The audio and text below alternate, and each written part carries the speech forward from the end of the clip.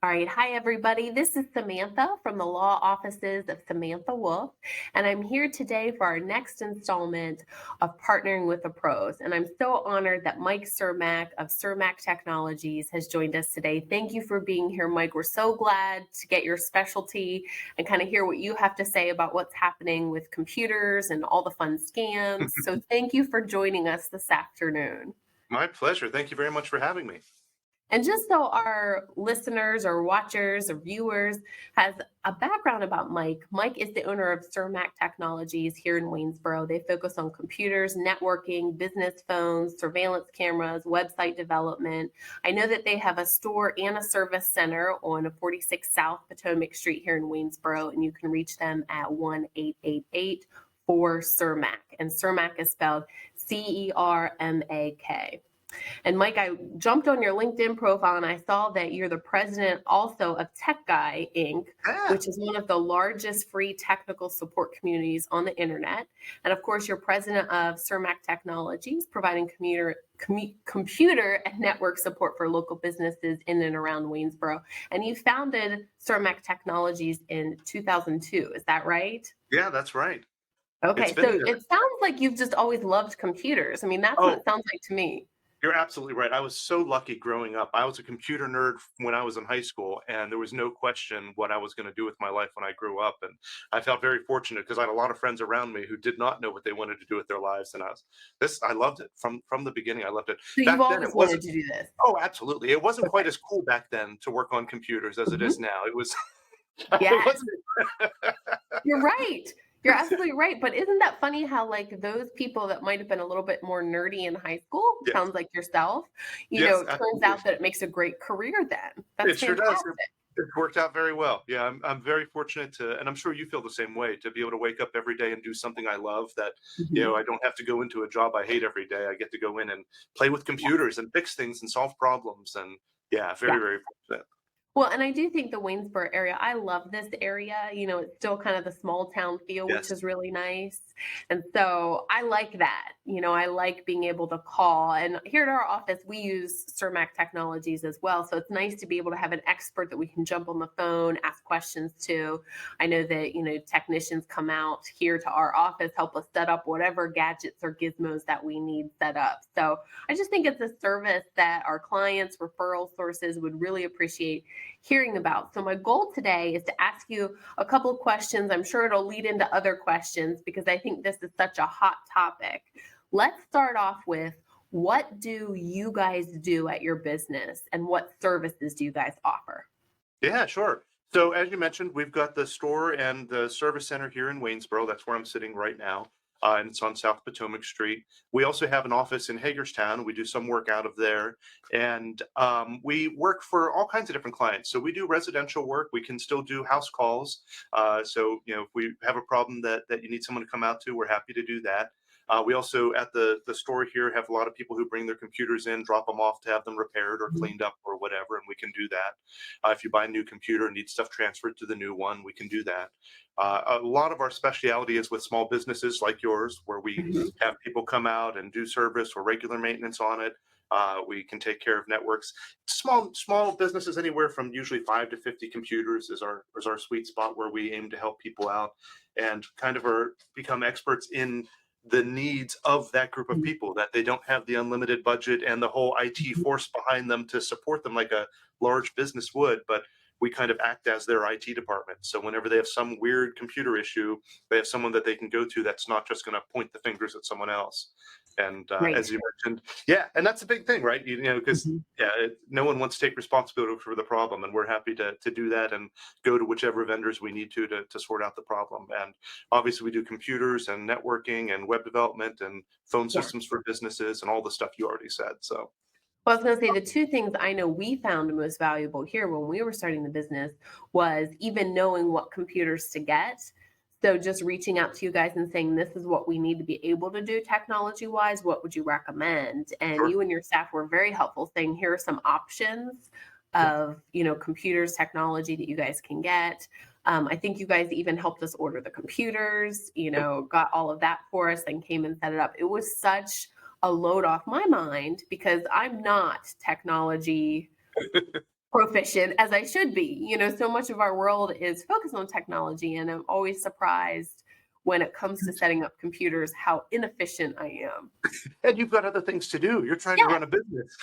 yeah. Well, You've got that's so other nice of you, expertise. Mike. Yes, that's Yeah, so nice and of that's you. often the case. People find themselves spending so much time Yes. troubleshooting a problem, and I've heard people say many times we come out there and get it done in half an Mhm. hour, and they say I've spent all day trying to figure this out. And Exactly. when Yes. that's all you do all day, you're an expert in the Yes. area. You can solve problems a lot easier. It'd be like me trying to do some legal work. It would be a terrible Right. mess. It would not Right. work out There's a well. reason. There's a reason we rely on those professionals. That's So, exactly it's right. peace of mind, I think. I know that I get really stressed out, and everybody who's ever come out to help us has always been very calm, helps us solve the problems. You guys helped too with our phone systems, all of that. So, I do think it's a service that this area needed that you guys are fulfilling. Yeah, So, we thank love you to hear for it. from a business that's partaking of your services.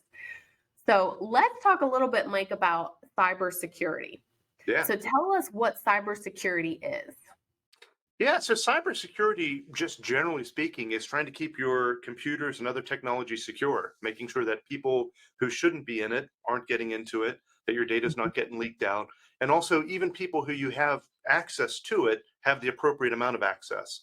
One Mhm. thing that is one of pet peeves of mine that we find often is you just grant everyone in the office full access to everything, and sometimes that's fine, especially for small businesses, Mhm. and you trust those people. You Right. wouldn't hire them otherwise, but it's best practice to try to limit it to to as much or to as little as you can. We Mhm. had one with surveillance cameras once where we had a customer whose front office staff had full access to the cameras, which is great, so they could look at them before they leave for the Oh, day and whatever. sure. But they didn't realize when they closed every day, when they closed down their computer, they hit the stop button on the cameras, which stopped the cameras from recording. And there was no need for that person to have the ability to do that. Right.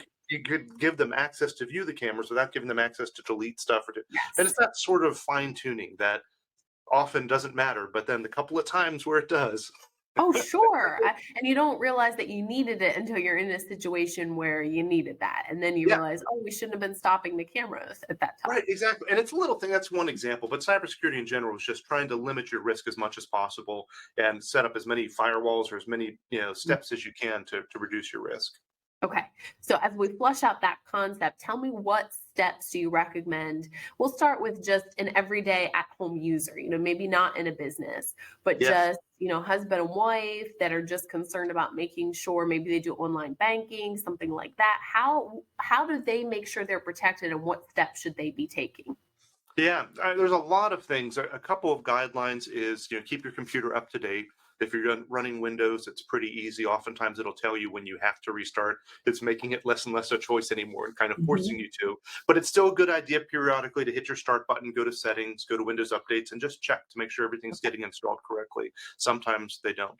And Windows has a built-in antivirus program set up, so that's usually enough for your average person at home. It's still a good idea to go in there once in a while, just make sure it's, pardon me, updating properly and scanning properly and not throwing any errors.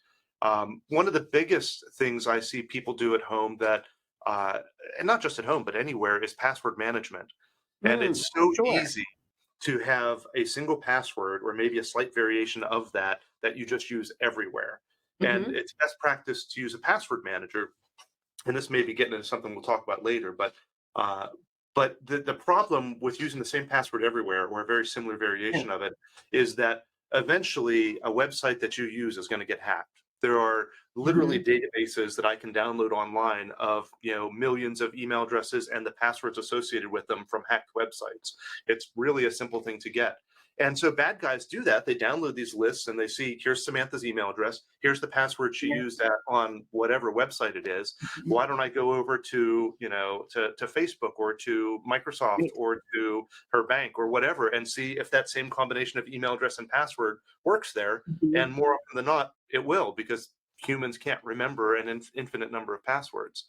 Hmm. And so that's the biggest problem. Or even if it gets hacked some other way, sometimes you get tricked into giving someone your password. But if a bad guy has your password for one website, that is a lot less risk than having a password to all of your websites and all of your, and once they get Right. access to your email, they have access to everything. Then if I Yeah. get access to your email, I can go into your bank and say, forgot my password, send me an email to reset it. Like, well, it's simple at Mhm. that point.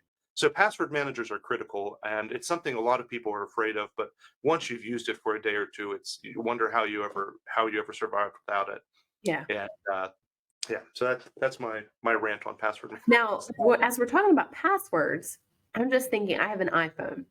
And Yes, so it does have like passwords and like, the face ID. So in yes. theory, there's like a password manager in there. What are your thoughts about that? Because it will save my password to every website that I get on. And if I go and log on that website again, it automatically enters that. Is that good, That's bad? exactly it. Yeah. No, that's good. And that's a Okay. great solution. The downside to that is, that's going to work on your phone or maybe also on Yes. your iPad, or if you have a MacBook, sometimes those will all synchronize.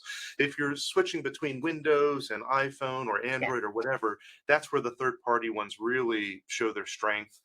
One Password is a good one. LastPass is a good one. There's a Okay. handful of other ones. There's not a particular one I love. They're all very good. Okay. But they do exactly what you described, so that you can have a unique password for every website you go to, preferably one that the password manager generates. So it's Mhm. just gibberish as far as you're concerned. Yes. But you don't have to remember it, because every time you go to that website, your password manager is Mhm. popping that in there for you. You don't even have to see what gibberish it's typing in. And Right. and that's the rule of thumb, is that if you know what your password is for a website, you're probably doing it wrong, because it should be something It's like not strong very, enough. yeah, Yeah. and the idea is that you have one password for your password manager. Like you said, you can use biometric, like your face or fingerprint, but there's also a password you can type in for it.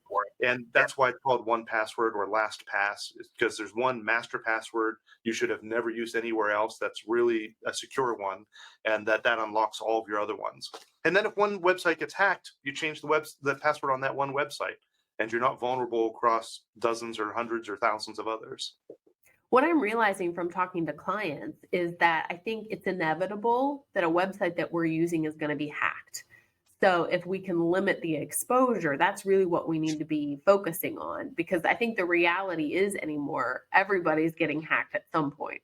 You're absolutely right. There's no doubt about it. There's a website, and it's a weird URL, but it's called haveibeenpwned.com. And it's the word owned instead of the O, it has a P.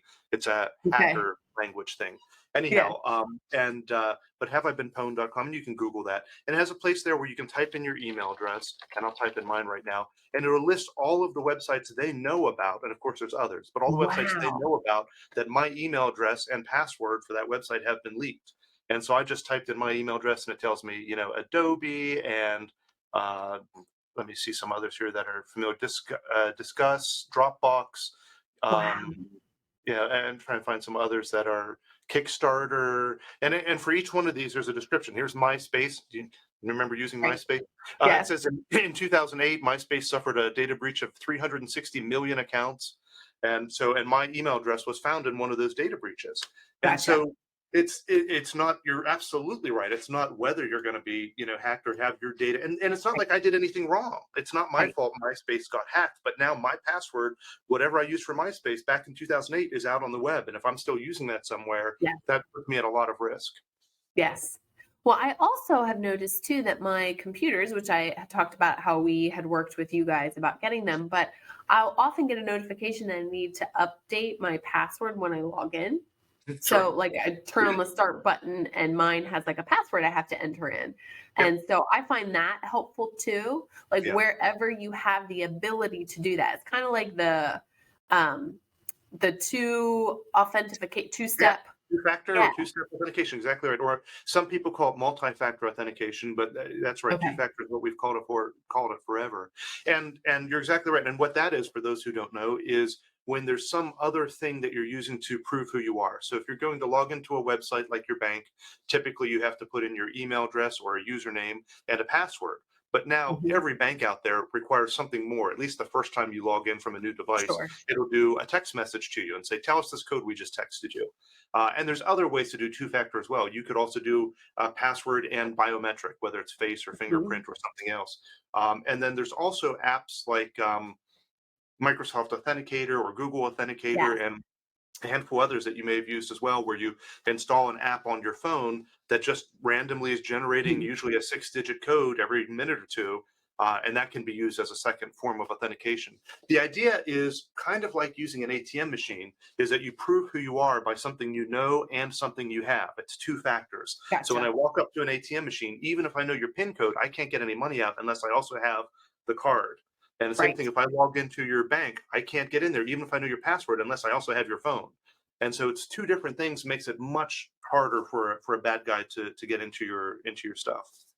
Am I wanting my computer to remember passwords? Because you're absolutely right. When I log into my computer, for example, it'll ask if they, like the website should remember this device or whatever. I always pick no. Do I Yeah. want to be picking yes? No? Does it So matter? there's mixed opinions on that. So and it depends on what's saving it. So for example, most people on a Windows computer is using Microsoft Edge to browse the Hmm. internet. And when you Yes. do that, it does exactly what you says, ask if you want to save your password. And if you save it, it used to be it wasn't even encrypted on the computer. So if I got Hmm. physical access to your computer, I could read all of the passwords that you ever saved, which is not great. Or even if I didn't have physical access, even if I got remote access into your computer, I could read all the passwords that have ever been saved.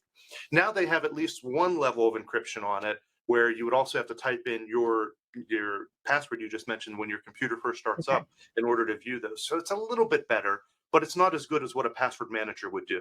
The password Okay. manager has better encryption and can share it across many devices, and password managers require that you do two-factor authentication. So if I knew you were using one password or whatever for your password management and wanted to get into that account, even if I knew your email address and which password manager you were using and your password, it still would have to, you'd still have to authorize me using one of your Gotcha. devices to read them. So it's a much higher level of security. For your average person at home, saving the passwords in the browser probably isn't going to be the end of the world, but I would Okay. rather have them use a password manager. And Okay. some of them have free individual accounts these days. I don't know Hmm. offhand, but you can look around and see. Sometimes if you want them to sync to multiple devices, you have to pay for that, but even that is not expensive. Okay. So a lot of good options there. That is true. The other thing I've noticed is that when I log onto Wi-Fi, it'll Mhm. ask, is this my home network? Is this a public network, whether it Yes. be on my phone or on my computer? Tell me a little bit about why that's important. Yeah, good question. So when your computer connects to a network, by default, it wants to announce that it's there and see who else is there. And that's something very useful if you're at your office or if you're at home, because you may have a printer or a scanner or a TV or some other device that is on your network that you want to be able to interact with your computer. And so typically you want to be able to trust those devices and start talking to them. But if you're at Starbucks or at the airport or something, you don't want to make yourself known because you don't want people like me to be able to see your computer there and potentially Gotcha. be able to start interacting with your computer without you knowing it. So that's why it'll ask when you connect: is this a public network? Is this a private network? And it's important to choose the right one. If you go home and accidentally choose this is a public network instead of private, what sometimes happens is it becomes difficult to communicate with some of those other devices. Sometimes printers won't talk to your Mhm. computer because that extra firewall on your computer is blocking them. So Oh, it's that's interesting. Okay. That yeah, makes more sense. I've always wondered why it comes up. And I guess maybe I'm paranoid. I always put like, this is public. yeah, This is a public network. I feel like yeah, that makes it more secure if I say it it's a does. public It network. absolutely does. Yeah, yeah. It restricts what programs can go out and talk Okay. to other devices on the network. So typically, if you're at a hotel or anywhere other than home or office, you usually want to hit public. Okay. Yeah. Okay. So that brings us to our next topic, which is tell me a little bit about what hacking schemes you're seeing lately. Yeah, there's a wide variety of them. For example, one of the scariest is when people try to trick you into giving them your password. And very Okay. often you'll get an email that will look official. Maybe it'll look like it's someone from your office. Maybe it'll look like it's from Microsoft or Google or whoever you have your email through. Or sometimes it'll be from your IT department. And they do Right. it in many different ways. And most of these scams are typically not targeted. So they're just sending them to millions of people and hoping that a handful of people will fall for it. But when they are targeted is when they get really scary. We've seen a couple of those recently where they've obviously done some research and pulled your logo off of your website and put it into Mhm. this email and sent it specifically to you, and sometimes even mention names of people who are in your office. And I mean, there's some, when they get targeted, it gets scary. And the end result is what they want to do typically is trick you into giving them your password to your email, because Mhm. as I said, once they get into your email, they're effectively into everything. And a couple ways they can do that. They can say, your password's about to expire, click here to reset it. Or they can say your mailbox is out of space or is going to expire soon, click here to renew it or to expand it. Or there's an important document that has been sent securely to you from Mhm. your bank or from your client or Yes. whatever. I've gotten Click. that one. Yeah. Yes, and those are really difficult to detect because those are legitimate emails too. We've all, Mhm. especially in business, we get those emails that are the Yeah. secure emails. You have to click to view it in your browser, and it's so easy to blindly click on it and say, "Yeah, this looks the same as the usual Microsoft login or whoever you use," and you type in your email address and password, and then you think, "Oh, did I?" Did I just type in my password to someone? Which is Yeah. why it's important to do the two-factor authentication, because even if they Mhm. have the password, then they still can't get in. But that's a very, very common one and a Okay. scary one. Okay. Yeah. I had 2 that I wanted to see if you had seen. So one was that last week my dad, who's very, very intelligent man and knows like he works for the government, so he has to go through all these security trainings. Yeah. But last week he was at his computer, he was looking up Thanksgiving recipes, he clicked on something and like his computer started making like a siren type Yep. noise, Uh-huh. that obnoxious, really loud thing. And then he actually got a call from somebody claiming they were Microsoft that was going to help them shut down this siren.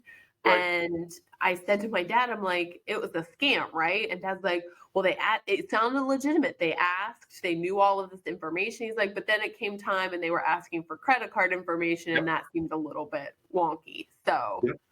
Yeah, that's a very, very common one, and it's a shame because they very often are targeting the older yeah, community for that. People who aren't as familiar with technology, although it sounds like your dad probably is, and he didn't fall for it. Luckily, it sounds like. right, But we get right. calls all the time from people here who have that go off. They call into the number, the 800 number that shows up, Mhm. and just get a little suspicious. And hope most of them, unfortunately not all of them, but most of them figure out it's suspicious and hang up and call us, and then we help them through it to get rid of it. Gotcha. And most of the time, what that is very, very simple. Usually it's the website you're going to that's infected and not your computer.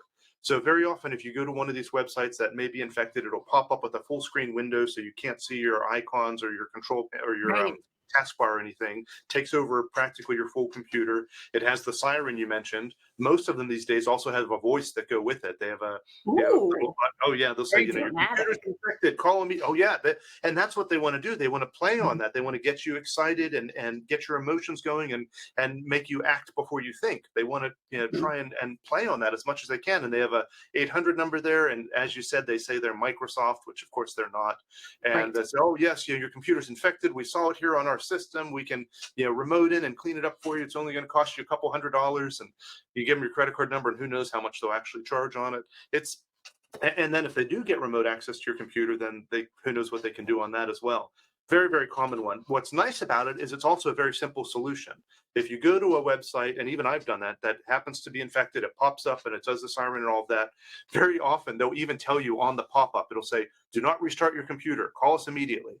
And the solution is just restart your computer. That's all you have to do. Gotcha. It's all That's you have why to they do. tell you. That's why it says don't restart your computer on there. Yeah. Because So they they're know that's giving you the way you could handle it directly very in often there. that's Yeah. all it takes. Now, sometimes it's a little more than that, or if you actually installed something, or if you let them get access to your computer, then we may have to go in and clean something up. But more often than not, if you get that popping up and you don't touch anything else, just restart the computer. Usually it'll go away. If it doesn't, give us a call or your other local IT companies.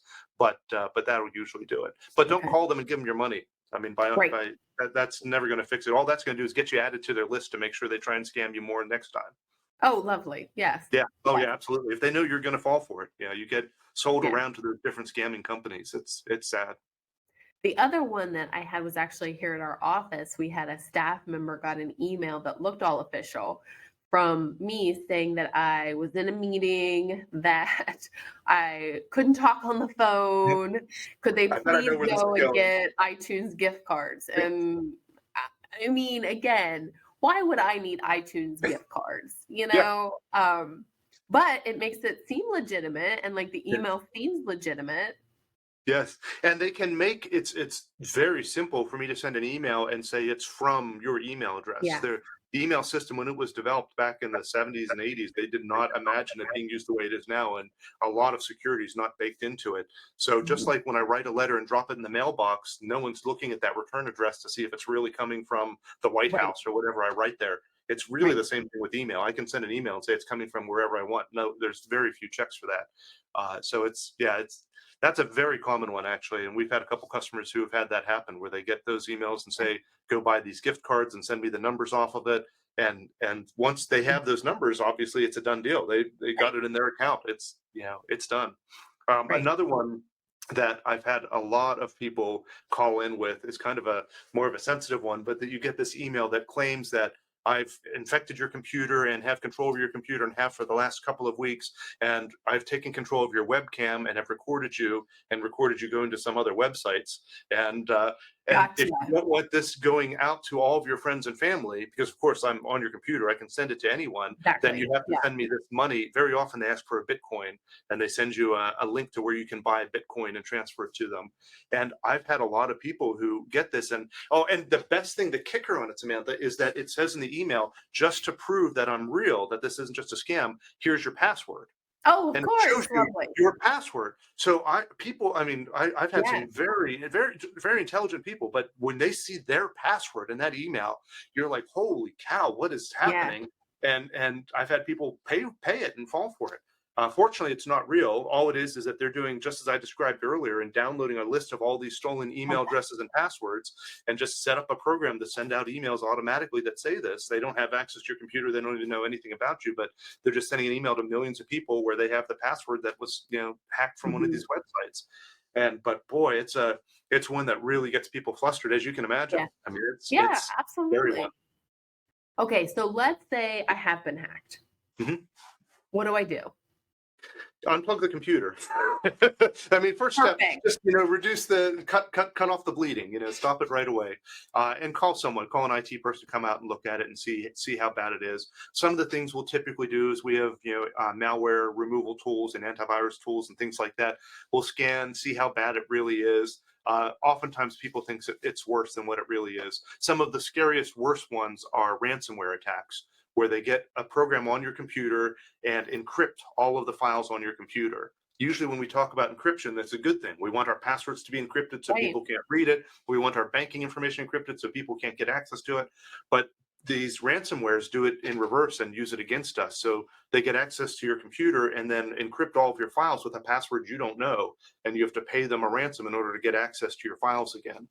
And that's a scary one. There's been a lot of big headlines, even around here, of organizations that have been hacked by a ransomware virus. And sometimes it can really take you out of business for a while because of it. Mhm. The best things for that is, like I said, disconnect as soon as you know something's wrong and have someone look at it. That can sometimes also help it from spreading throughout other computers, in an organization. But backups are critical for that kind of virus, Mhm. because if you can't get to all your files, apart from paying the ransom and hoping that they'll be, stick to their Right. word and actually give you the password, there's oftentimes not a lot you can do. Some of the ransomware systems have been hacked, and there actually are a couple tools we can use that will decrypt some of those. But backups are just so critical. And it's one of those things that people don't think about until it's too late. And Right. whether it's ransomware or anything else, even if you have a fire in your building or a flood or a theft or a computer virus or whatever, so many different reasons backups are critical, or even accident. You Mhm. go in and delete a file by accident. I mean, yeah, Yeah. backups are just critical, and you want to make sure you're having them take place. Make sure you keep a copy of really important stuff off site, just in case there is a fire or burglary or something. Mhm. Whether it's on an external hard drive or a flash drive. If you're a home user, you may be able to fit all your important stuff on a flash drive. But there's also a lot of cloud backup systems as well, where Mhm. you can pay to have things backed up to the cloud. But yeah, Okay. that's one of the biggest things preventatively. Now you use the word ransomware. Tell me the difference between something like malware and ransomware. Yeah, so they both kind of go hand in hand. Malware is a more generic term that encompasses a lot of different bad programs. So on computers, of course, we have hardware, the physical computer in front of you. We have software, which is the programs that run on the computer. Mhm. Malware is a type of software that does something bad. Of course, mal meaning Okay. bad. So it does something you wouldn't want your computer to do. So it could be, infect your computer and spread a virus, or encrypt your information, or turn on your webcam and start recording you without you know. I mean, it could be any kind of different things the malware could do. And then within that subset of malware, there's also what's called ransomware. And ransomware is the specific type of malware that goes in and tries to lock you out of all of your files. Gotcha.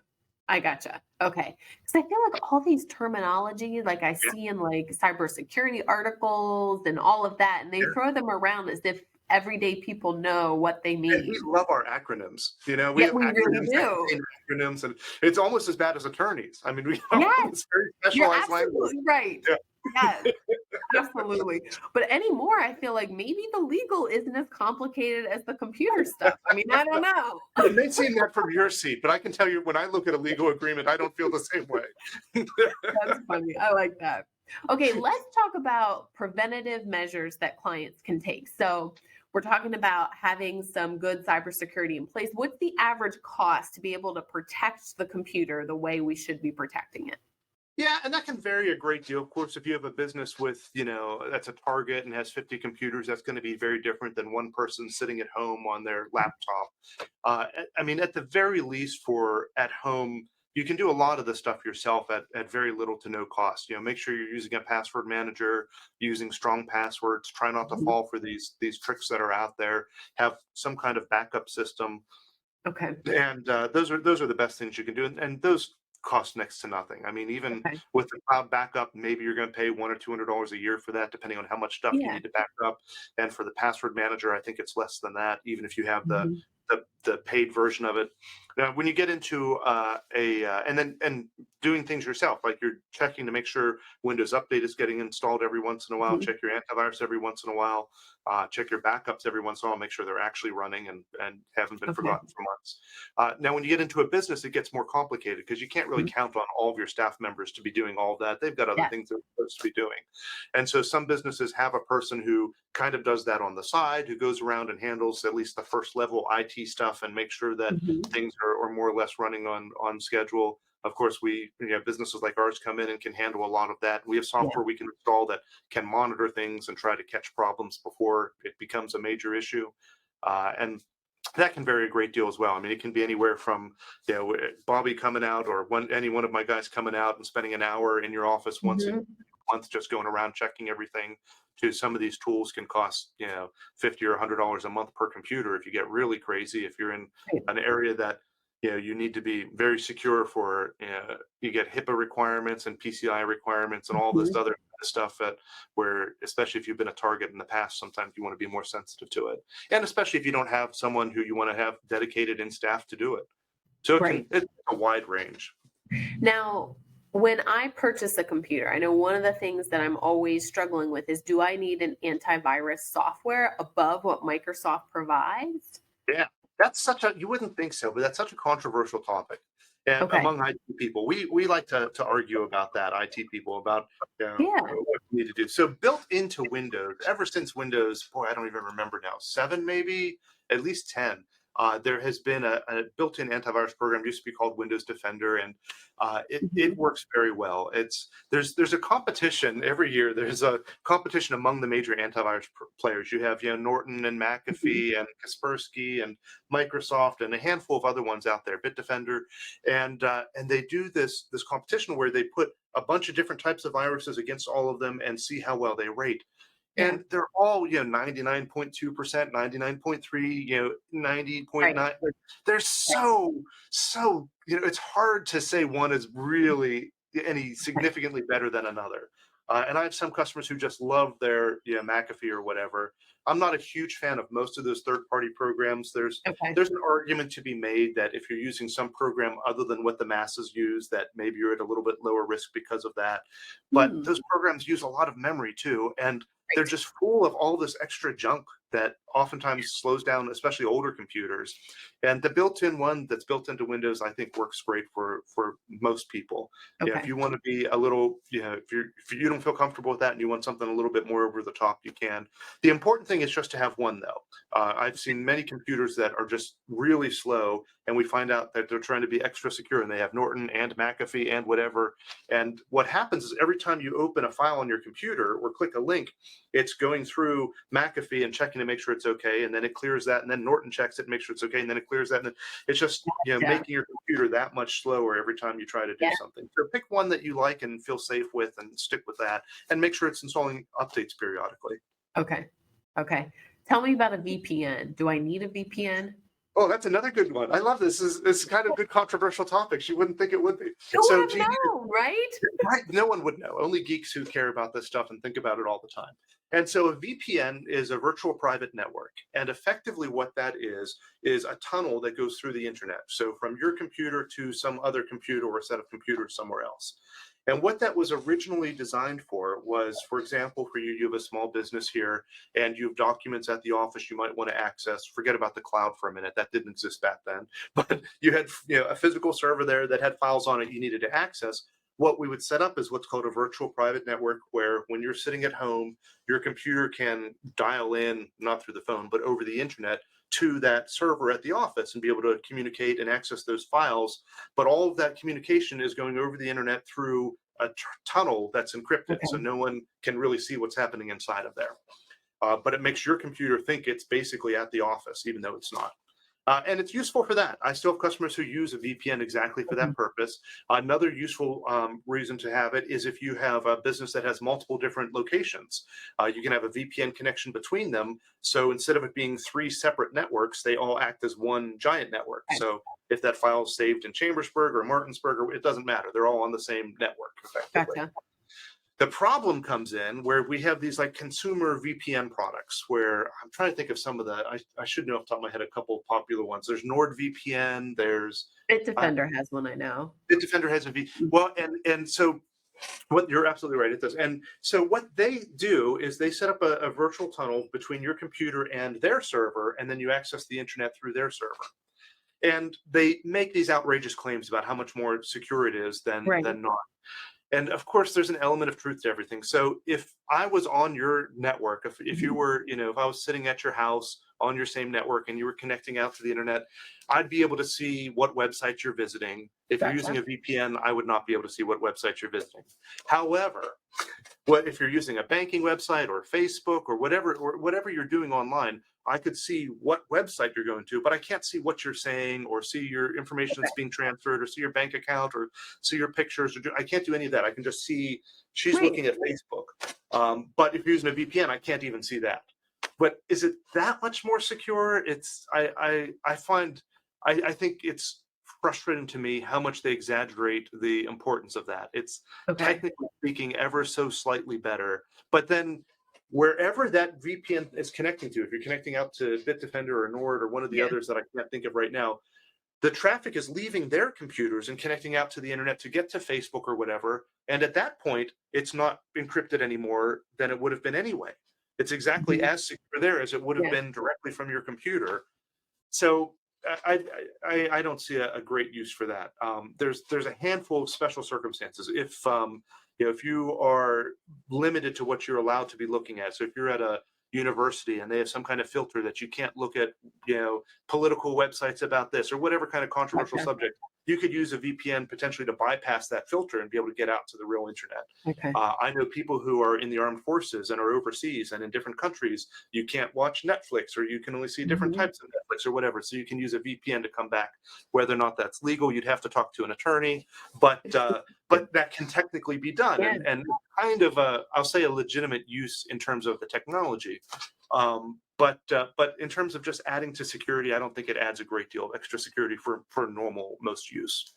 Does it increase your security risk? Because I'm just thinking of if you're using, let's just say Bitdefender, whatever the company is, if Yeah. you're going to them, what if they're hacked? Yeah, that's a great question. Absolutely. There are VPN companies that advertise the fact that they don't store anything on their servers.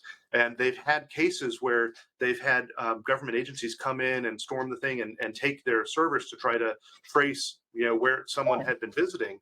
But they don't store any logs of where anyone's been going. At least that particular company, they make it Okay. a big deal, but they don't log that, which also makes you wonder, well, where are you going that you don't? But whatever, Right.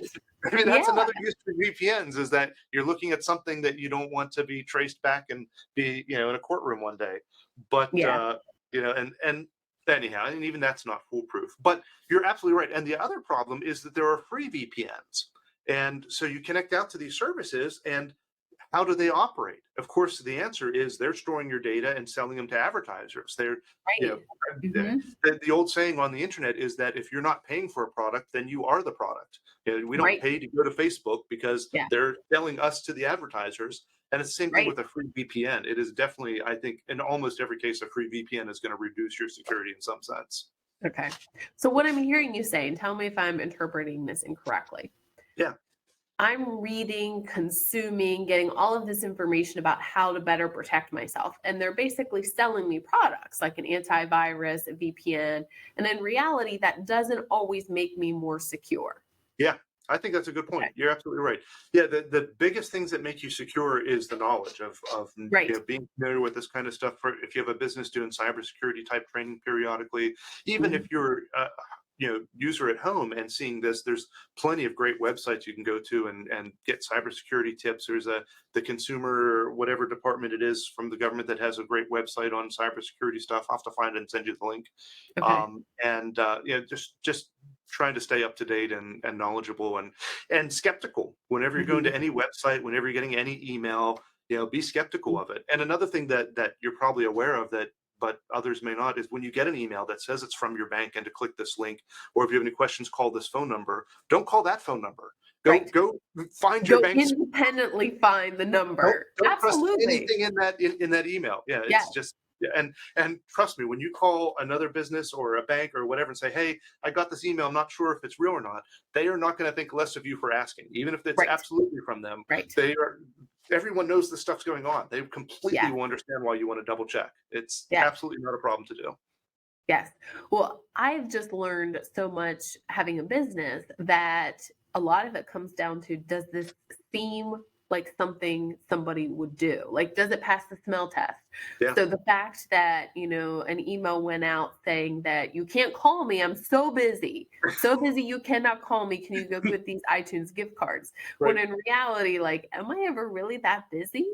Yeah. So I Yeah. feel like it creates this sense of urgency when in reality we need to say, does this smell okay? Does And this that's seem like exactly it. something? They very often most of these scams will have something in there that tries to Yes. create some urgency because they want to get that emotion out of you. They want you to act before you think. Same thing we were saying about those pop-ups, like what your dad was getting on his screen, Yes. that you have to call us right now. There's a siren going off, like it's exactly what they want to do. So the more something is trying to push you into doing something quickly, the more you should probably be slowing down and double checking on it. Yes. Well, to close, Mike, I will tell you my dad was smart enough to realize it was a scam. However, his solution was not to restart his computer. He took it out in the garage and hammered the heck out of it. No, are you serious? Yes. So I came home and I was like, what happened in the garage? And he had wrapped it in a towel and just taken a hammer and went to town on it. So he's getting for Christmas this year a new computer because he handled it the old fashioned way. So That I is just the wanted best to share possible. that because even if you recognize it's a scam, as simple as restarting the computer would have really helped him. And I mean, he's horrible to buy for Christmas gifts, so I was relieved because I actually had something I could get him. But Yeah. in reality, he just took out a lot of aggression on something that merely restarting the computer probably would have solved. That is So so funny. I love it. I Oh, know. I don't even know what to say to that. That's I just that's know. I know. Well, that, I was like, Dad, did it make you feel better? He's like, yes, I really stuck it to that- him. And I'm like, you there you know, go, Dad. hard to Whatever argue with made your that. day better. That is awesome. That is awesome. So Well, anyway, hopefully with the new one, he'll deal with any problems like that a little bit differently. That's yes. Well, I'm just gonna put like a little note in the corner on the like a little sticky that says when in doubt, restart. Yeah, right. Just hold down the power button for a couple seconds. It'll Don't be worry okay, about Dad. it. It'll Hammer's be not okay. necessary. We don't have to. Yeah. Yes, but once I picked my jaw off the floor and stopped laughing, I was like, "Yep, that seems his speed." I mean, I- I've had so many customers threaten to throw a computer out the window, and I tell them it won't work any better after they do that, but they'll feel better no, for a moment. But I don't yes, think I've ever had anyone legitimately take a hammer to it. yes. That's Now the thing is, if you ask him if he feels better, he's gonna tell you even now he feels better. It really I was believe. therapeutic for him. I have So, no doubt about it. yes. No doubt So about it. anyway, but That's when in awesome. doubt, restart. Yeah, or take a hammer to it, whichever works better for you. Whichever helps relieve your stress better, honestly. Mike, this was such a fun conversation. Thanks for taking some time this afternoon to chat with me. Anything you'd like to close with? Anything else that we can know or learn? No, I don't think so. We covered a lot of important things. We As did. we said, just quick review, do backups, make sure there's some offsite, do password manager, and just be suspicious and skeptical. And if you need help, give us a ring. We're here in Waynesboro, and just search for Cermak Tech. Well, that was, I think what we're going to do is put your information in our description. So if people have questions, concerns, they can call you. Absolutely. I know, speaking from a satisfied customer, you and all the technicians that we've worked with have been fantastic. So thanks for all that you're doing for those of us that want to take hammers to our computers. My pleasure. I'm glad we can help. Absolutely. All right, Mike, thank you so much. We appreciate it. This was Mike Cermak with Partnering with the Pros. We'll drop his information in the description. You can check us out on YouTube, and we'll have a direct link to Mike's website. So thank you, Mike. Have a great afternoon, You okay? too. Thank you very much.